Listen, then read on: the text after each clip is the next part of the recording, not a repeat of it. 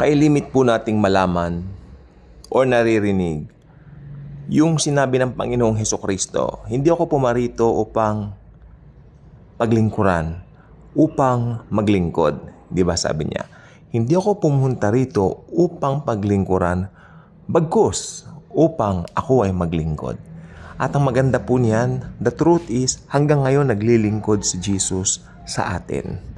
Shocking po ba? Kasi yung maling katuruan, pinaglilingkuran daw natin si Jesus. Yang nasa picture na yan, si Santa Claus, hinuhugasan ng paa ni Jesus. Okay? Inopposite ko lang po para mas appealing sa masa itong video natin para ipakita natin, hey, that's a total opposite. Remember the night of His betrayal. Si Jesus Christ ay naghugas ng mababahong pa ng mga disipulos niya. Okay? Pinapakita rito na ang Panginoon, meron siyang person ng humbleness. Meron siyang humbleness sa kaniyang puso. He's a person of humbleness.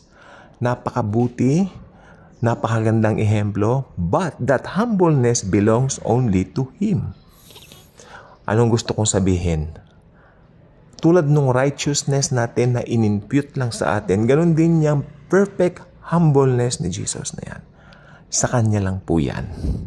Perfect po yan. Di po ba? So, pag naglingkod si Jesus, perfect na paglilingkod ang ginagawa niya. Paano ko po nasabi? Tatanong na naman niyo. Paano mo sinasabi naglilingkod si Jesus sa atin samantalang tayo naglilingkod? Nope. Hindi kailangan ni Jesus ang paglilingkod mo, ang paglilingkod niya. Alam niyo kung bakit? Sapagkat siya ay Diyos. Di ba? Naglilingkod ka sa kapwa mo. Naglilingkod ka sa mga kaibigan mo. Tapos yung mga nasa institutional church, sige na nga, naglilingkod daw sila sa institutional church nila. Sa pastor nila. Ayun ang pinaglilingkuran nila.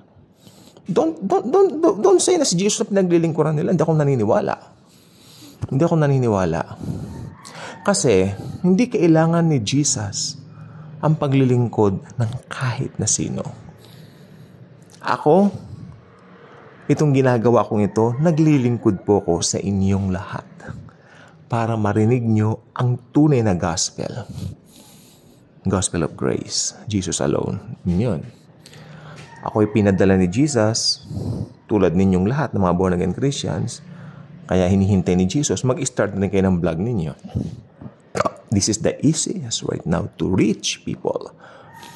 Basta ako, pag nag-post ako dito, I'm praying, Lord Jesus, hipuin mo yung kamay o yung puso nung mag-click-click dito. Click-click lang naman nila yung video.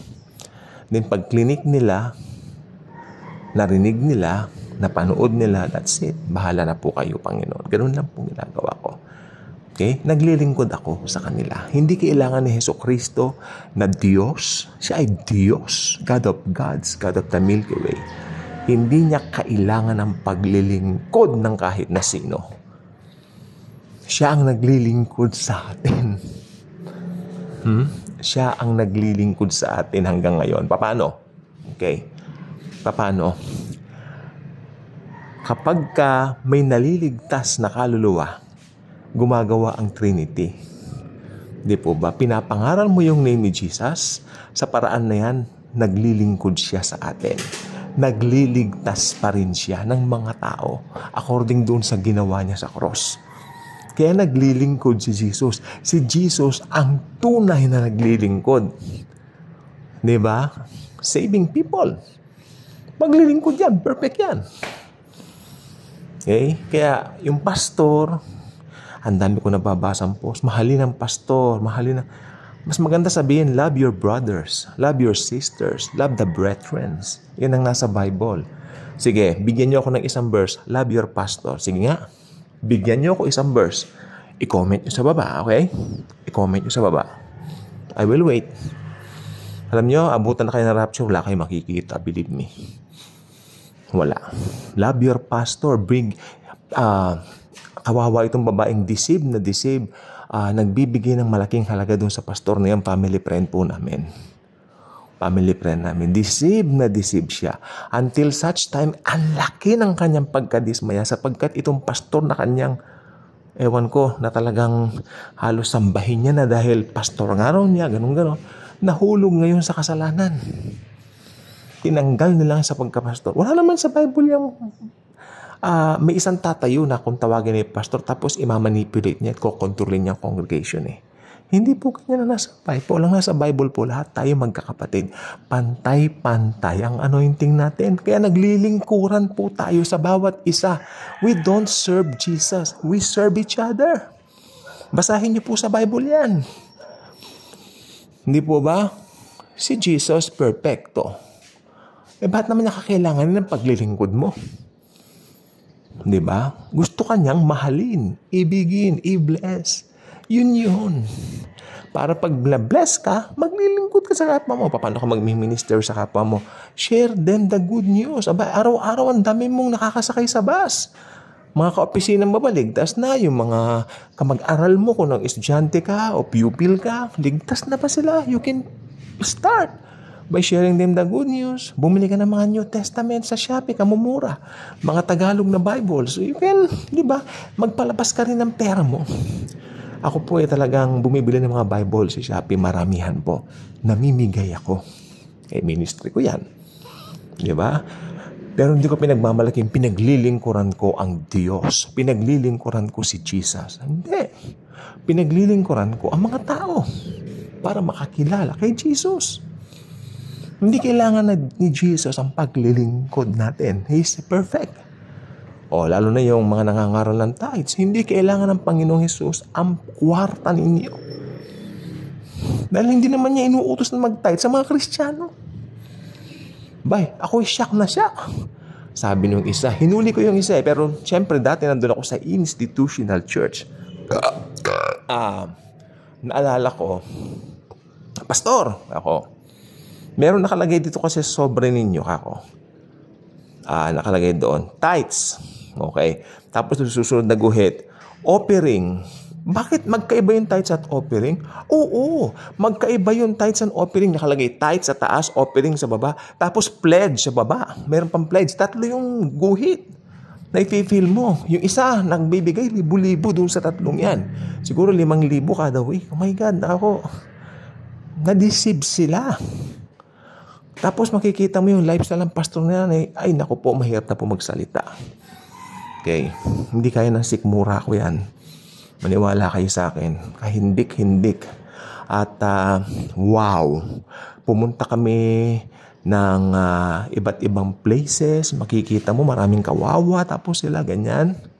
Karaming, kung talagang nangangaral ng ebanghelyo o mga yan, hindi ganyan ang magiging lifestyle nila. Maniwala kayo. Jesus wants us to be blessed, di ba? Pero nandyan yung blessed tayo para maging blessing tayo sa ibang mga tao.